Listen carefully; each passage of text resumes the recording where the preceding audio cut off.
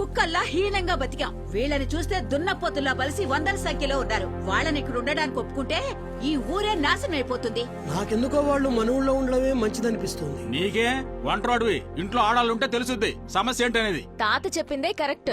వాళ్ళిప్పుడు మన ఊళ్ళో ఉండడం మనందరికీ మంచిది. ఊరుకోమ్మా, చివరికి ఆడవాళ్ళు కూడా పంచాయతీలో సలహాలు ఇచ్చేవాళ్లే. పెద్దయ్యా, జయేంద్ర ఇంకా చచ్చిపోలేదు. చావు దెబ్బ తిని వెళ్ళాడంతే. రేయ్, ఆడి తిరిగొచ్చాడంటే మనుషులు పెట్టి కొట్టిస్తారా అని ఊరు మొత్తం తగలబెట్టడం ఖాయం.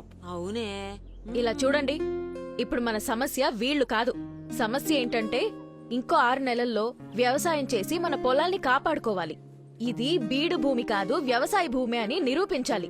అందుకోసం వాళ్ళు మన ఊళ్ళోనే ఉండాలి. ఆ అమ్మాయి కరెక్ట్ పాయింటే మాట్లాడుతోంది. ఇది జరిగే పని కాదులే. పొలాల కోసం మానాన్ని తాగట్టు పెట్టాలా? చెప్పండి. ఊరుకోవయ్యా, మనకు వేరే దారి లేదు. మా అమ్మాయి చెప్పింది నిజమే.